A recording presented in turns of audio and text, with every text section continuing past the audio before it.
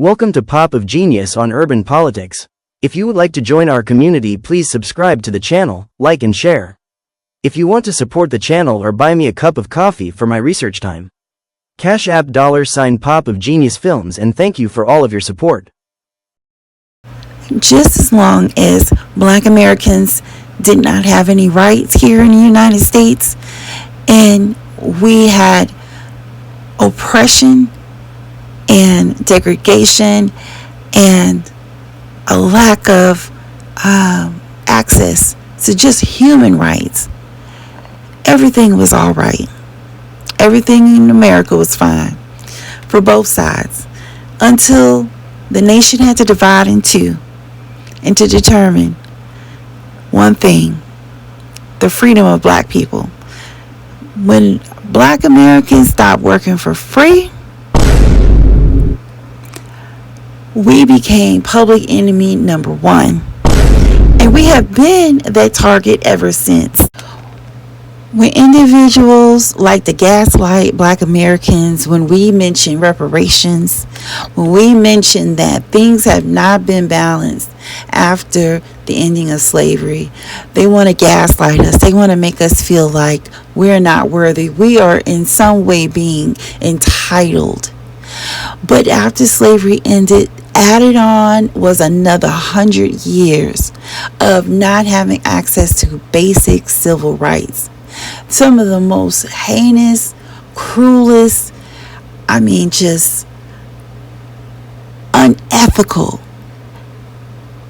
actions had been taken against Black Americans. And even until this day, we went from working as free labor agents in America for 400 years. And then after slavery emancipated, the country allowed the South to place Black Americans back up under a different form of slavery called Jim Crow, where we were discriminated against to be able to enter certain employment, discriminated against in regards to access to well-funded schools, discriminated against just based off of our color, kept in chains, not physical chains, but kept in mental chains with fear due to the expansion of the Ku Klux Klan. And a lot of these, the foundation of a lot of these white hate groups that still exist in America today, they all started right after slavery ended to keep our people under their subjection so that their line and access of wealth would not discontinue. Which brings me to my main point of view for this video, and that is the point of resources. So yes, white Americans have historically always had access to resources through the government. They've had access to resources during the Reconstruction period here in the South and parts of the North after the Civil War. They had resources given to them in other periods following that, like at the end of the Gilded Age, and especially during the Great Depression. During the Great Depression is when America started to create this new form of a pilot program, and it was through the USDA, and that's the United States Department of Agriculture. It was a two-part program, and one part was to help boost the farmers of America, to keep them in business and to help them to be the breadbasket of America. And then also to the other side was to end poverty in America. It helped to fuel what we now know as today as the food stamp, or some people refer it to as SNAP. How many children to feed? 10. 10 children. Yes. Are there times when you don't have enough food at the house to go around? Yes, lots of times. There are times Just have to make out what I have, give each one of them a little what I have. What did you have for dinner today? I didn't have any dinner. you're going to have a baby before long. Yes. Mrs. Sanders, what does your husband do for a living He gets job in Hayfield. in Hayfield? Yes. How much does he make when he's working? From 3 to 4 hours a day. $3 to $4 a day? Yes. And he hasn't worked now in 3 or 4 weeks. Yes. Do you get food stamps? No, because I'm not able to get them. Why? I ain't got them this month. They cost $70 and I don't have it. Have you asked for any help from anyone in raising the money to buy those stamps? No, there ain't no need. Why? They ain't gonna give it to you. Have you been down to the welfare department and talked to them, or has your husband? No, so the latest time I went to the welfare, the lady told me, said that if you have a living husband, that they couldn't give you no help. Even if he's not working? Yeah. Well, I know this happened many decades ago, but it still breaks my heart to see this. This woman was so far along in her pregnancy, and she was barely eating herself, which means that her unborn child was also lacking proper nutrition, as was her already large family that they were trying to take care of between her and her husband. And these were sharecroppers. So when the season was down and there was no crop to either put down new seeds or pull up, then the husband would have to go and find other type of seasonal work. If she couldn't get domesticated work, then that would be a strain on the family.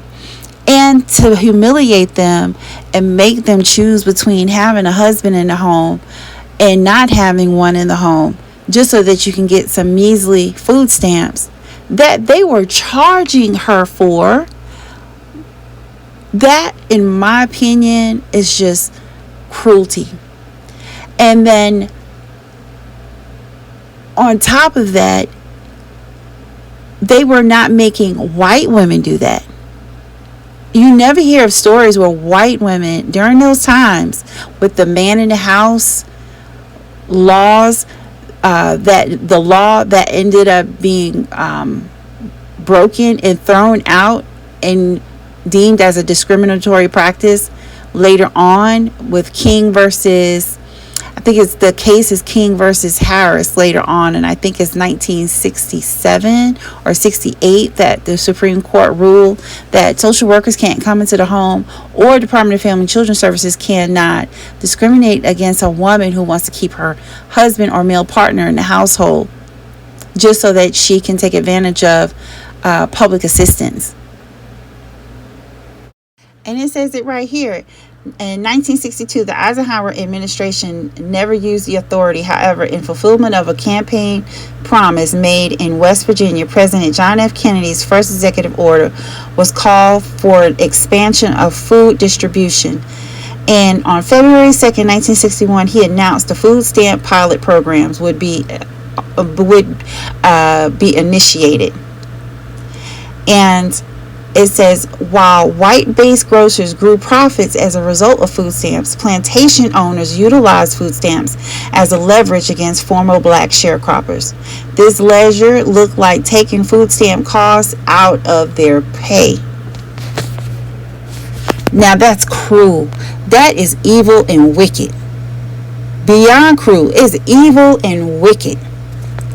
And it says that the cost out of a sharecropper's income, permitting food stamps for only selected grocers, permitting stamps for only the most expensive products, and similar maneuvers.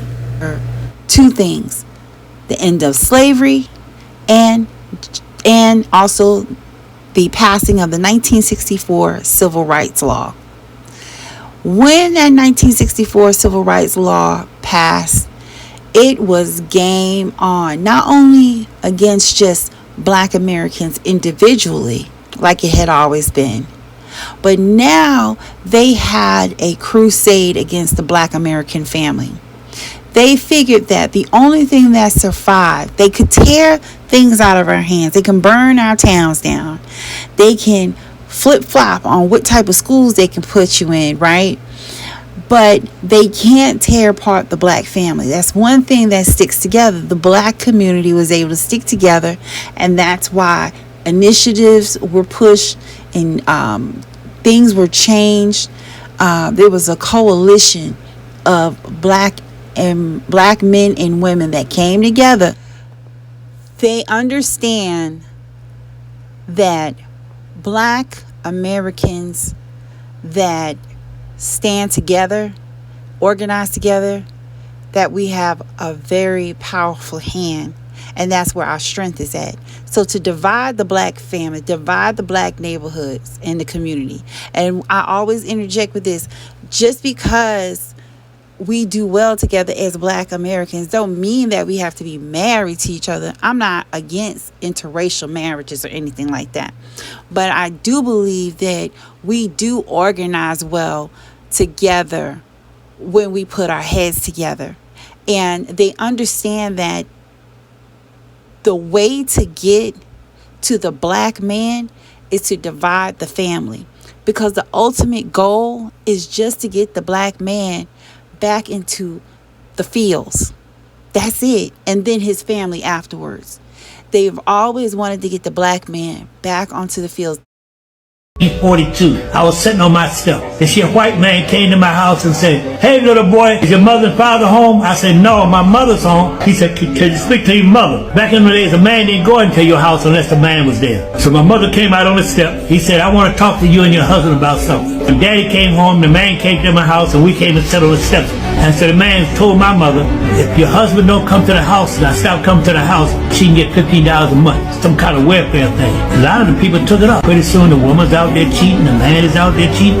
Cause we lost, they broke up the male responsibility of the household. That's why we on welfare today. Every generation to generation. That's when welfare started. 1943, that's when the white man came to my mother's house and told my mother and father, if they separate, he don't live there no more, we can get $15 extra a week. You got the great grandmother on welfare, the grandmother on welfare, the mother on welfare, the children on welfare.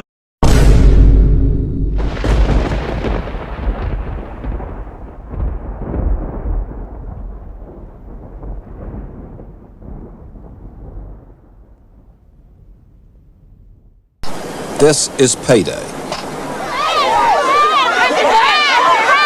When they open up the door, they pushes you in. So they had whirled me all the way around when I was going in, and I had this newspaper. So I was inside, but my arm and hand was on the outside. They almost broke my wrist. And people be falling all down, people be losing their shoes and stuff. And you know, that's ridiculous. That's not right. Mrs. Nash has been standing in such lines for many years. 10 of her adult children now do the same. I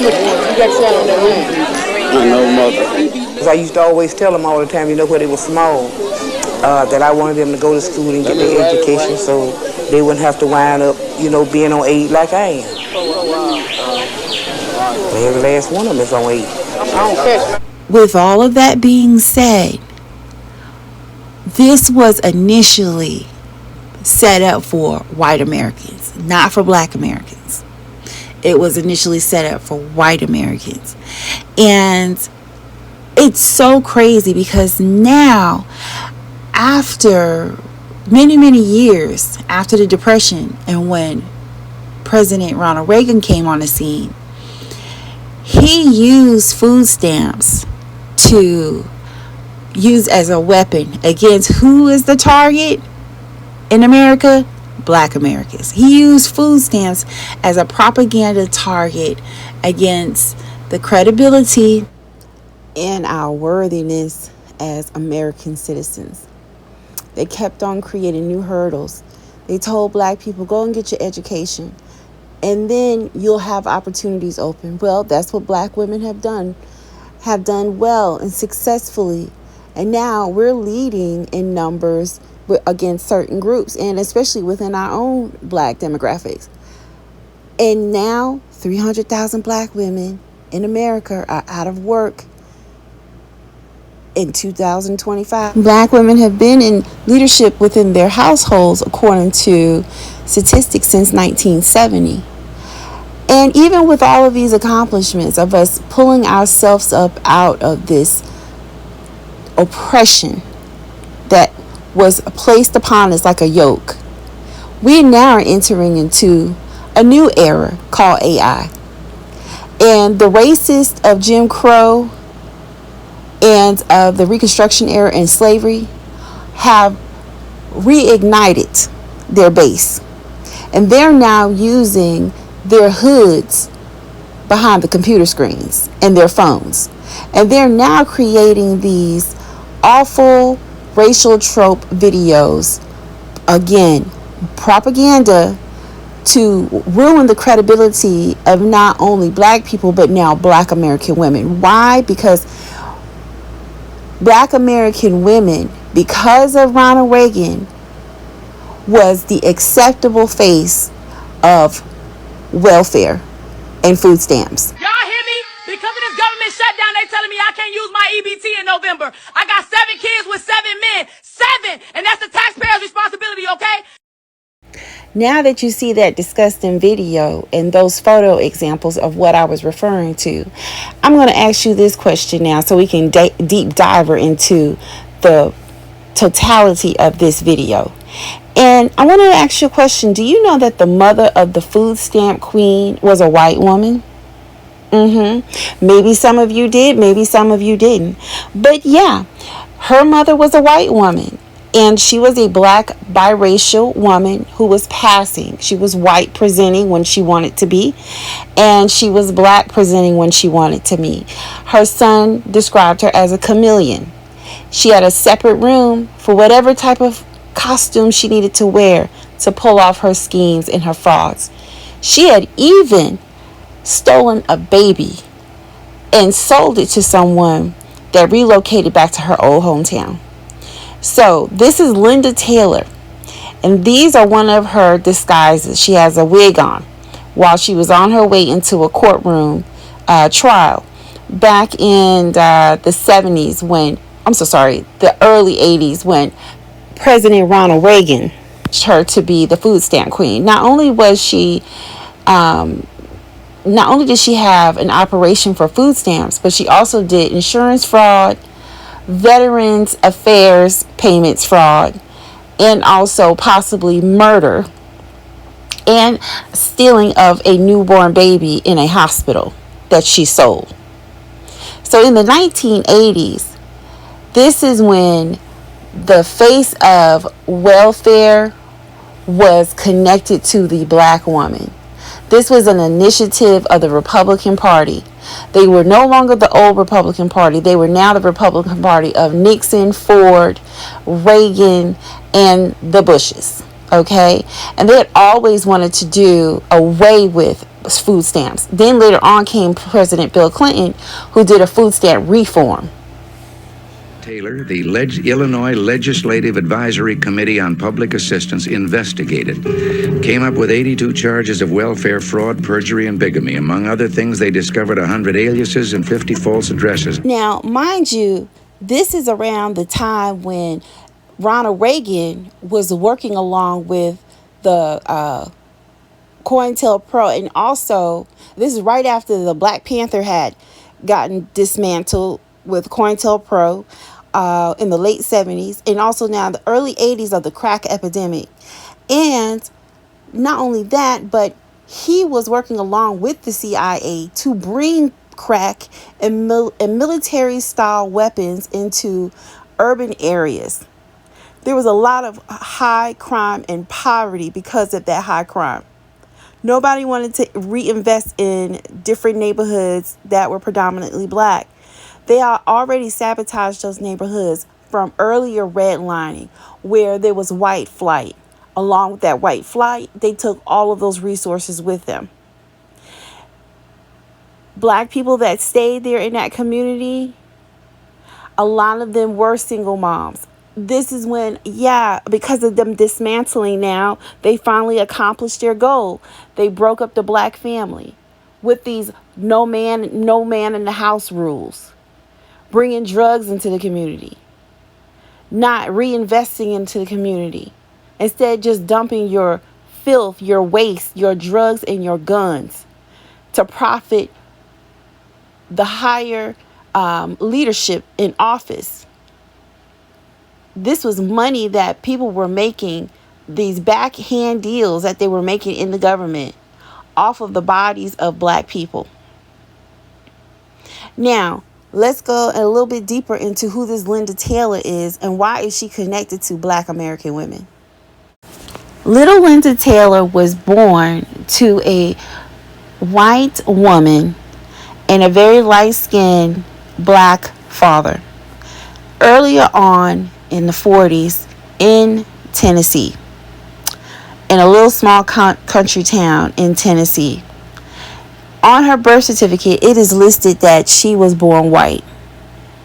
Now, because of the times, it was very unacceptable for a white Southern woman to have, first of all, been in a relationship with a black man, and let alone to have a child with a black man during Jim Crow era in Tennessee, where racism still ruled and the Klan was still very much in operation, and really they were just really getting their gears moving within Jim Crow.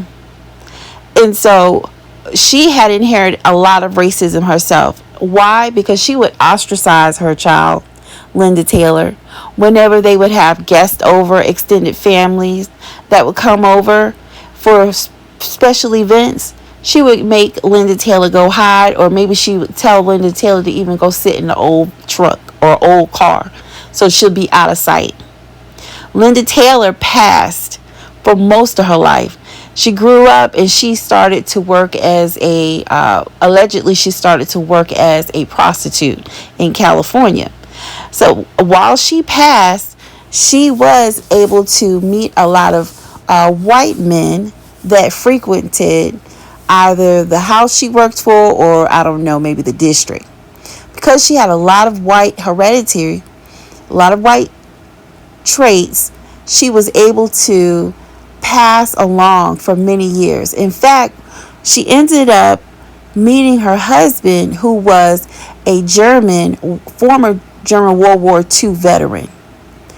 And on her marriage certificate, again, because she passed so much, she had listed on there that she was a Hawaiian person. So Linda Taylor lived her life as so many different racial backgrounds: white, black, biracial, ambiguous, Polynesian, Asian, whatever you can think of. Now that's her son that she had with her German husband, which was from her first marriage.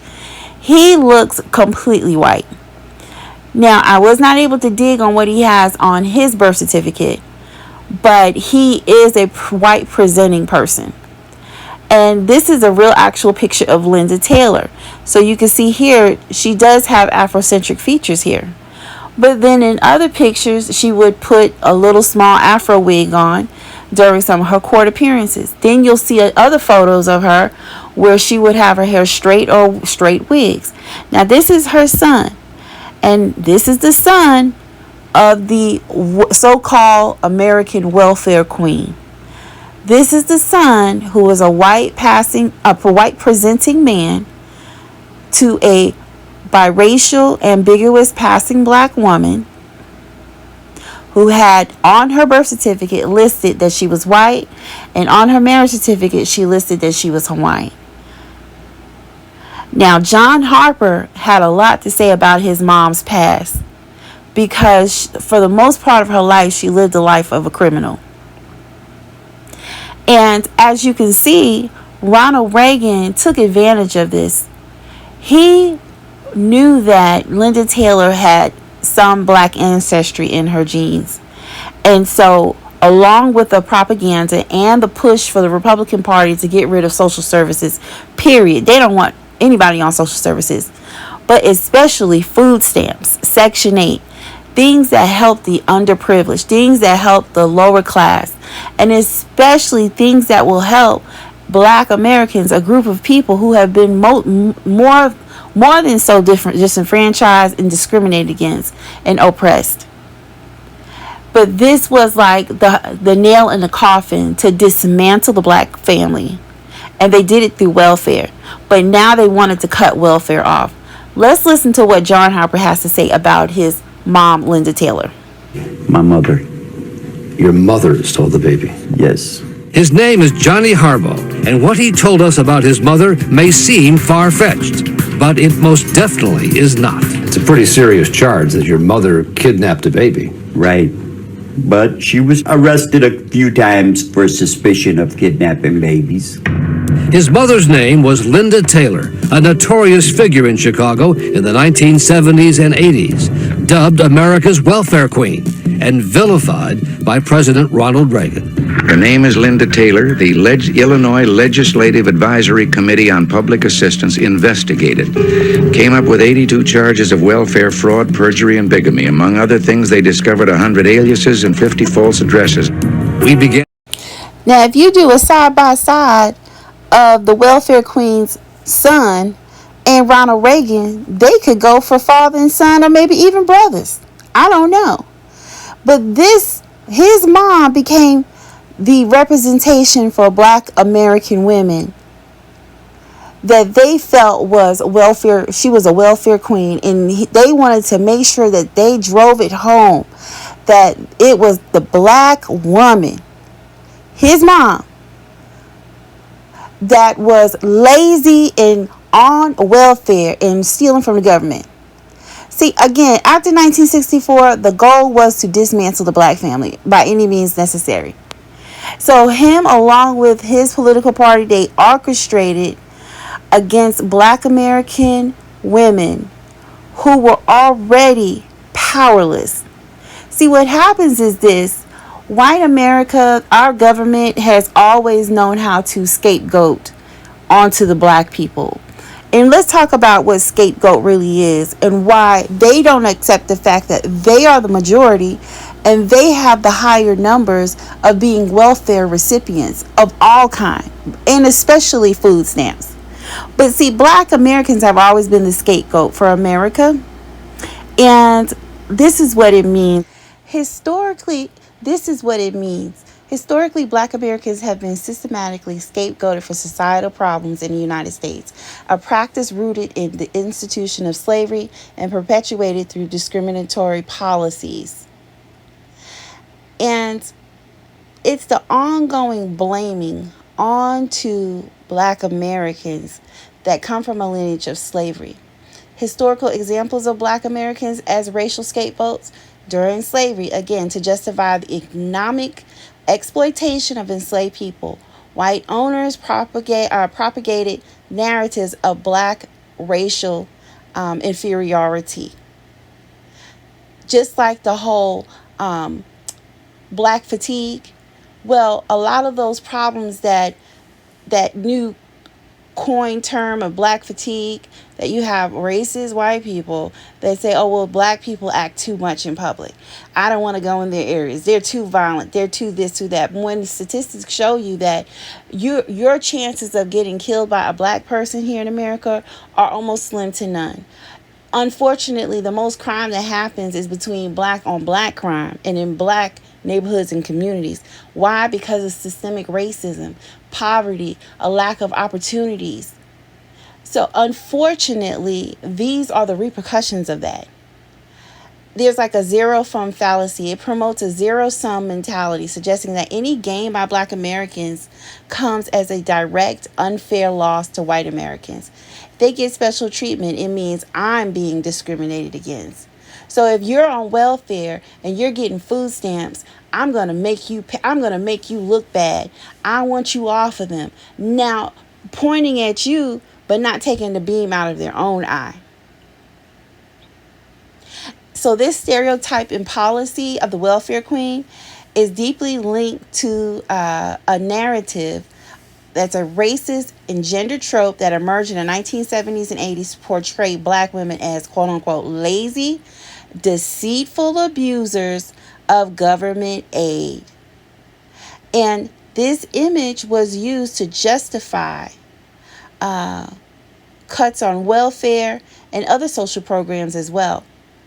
Racist white Americans label Black Americans as quote unquote entitled because this label serves as a psychological and political tool to deny the reality of systemic discrimination and justify opposition to remedies for racial inequality. It's a gaslighting, is what it's trying to tell you. It's a gaslighting. And that's why we will always hold this nation's feet to the fire. We will always bring up these discussions about racial discrimination, oppression, because it's bigger than just Black Americans. This thing, it goes so far back and it controls every facet of our life within this country. Even this current administration, is his being elected was based off of racial discrimination, division. Okay? And moving forward, the label attempts to flip the script, suggesting that Black Americans are the ones unfairly demanding special privileges rather than seeking the basic rights and resources that were historically stolen and are still systemically denied to them. Just like that Black woman who had the 10 children and a husband and was pregnant with one. She didn't even have a dinner that night and was carrying. But they were charging her to get food stamps while they didn't charge the white woman to get food stamps, who had more power and who had more proximity to opportunities. With food stamps being cut off on November the 1st and this constant poking at a group of people that have been the poster child for food stamps is not only grossly false, a false narrative, bad propaganda, but it also shows the cruelty and the inherent racism and discrimination that has continued to practice. It has not changed. It has just changed its costume. It went from being just white hoods walking through Washington, D.C. to now it's sitting behind their computer desk at home or behind their little phone, all right? And at night, they go out with tiki torches. So they feel this sense of, it's like almost like, it's like drinking a warm glass of hot cocoa, cuddled up by the fire, to take out their hidden aggression against Black women because they feel like Black women are lazy and taking advantage of something that they feel like they're not getting. But you're the leaders. You are the majority. You make the rules. So if you are still failing on top of making the rules, being the leader, being the majority, that doesn't fall on the oppressed. That's a you failure. And that's what they don't want to do. They want to scapegoat their own failures that they got to depend on welfare. So if I got to depend on welfare, I don't want nobody to know that. So I'm just going to use a disenfranchised group to dump that onto them and make it look like, oh, well, they're the lazy, they're the inadequate ones. When really, in all actuality, you're the leader. You are the majority. So if you need food stamps and welfare on top of being white and having privilege, you are a super failure. A woman, he says, used 80 names to collect more than $150,000 in tax-free income. Well, testimony began in Chicago today in the fraud trial of that woman, 48-year-old Linda Taylor, called by newspapers the welfare queen. I have a plan to end welfare as we know it, to break the cycle of welfare dependency. When Bill Clinton said he wanted to end welfare as we know it during his 1992 campaign, that was enormously popular with people on both sides of the aisle.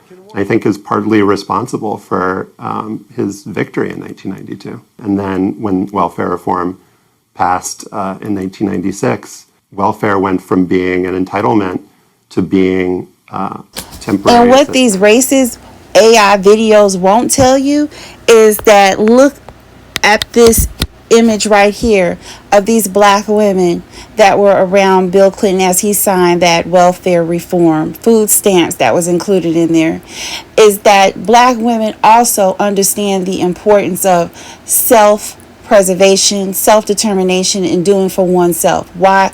Because our grandmothers and mothers and aunties before us had to do it.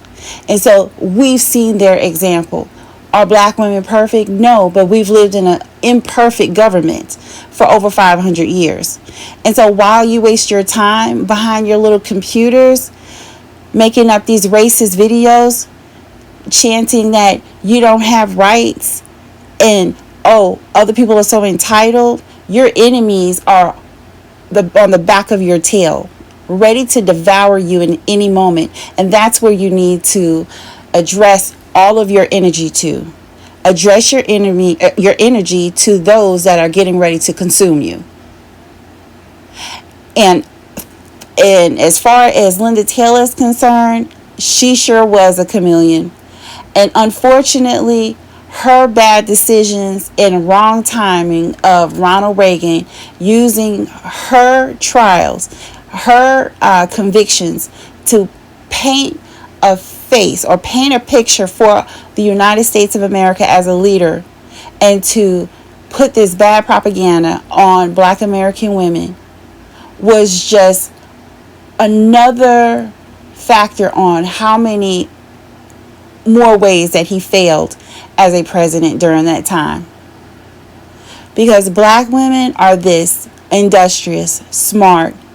The new quote is this: is no longer the welfare queen, it's listen to a black woman. Because black women are the future. Let me know what you think. Please like, share, and subscribe. I love to read your comments in the comment section. Thank you so much for listening to Papa Genius on Urban Politics. Have a great rest of your weekend.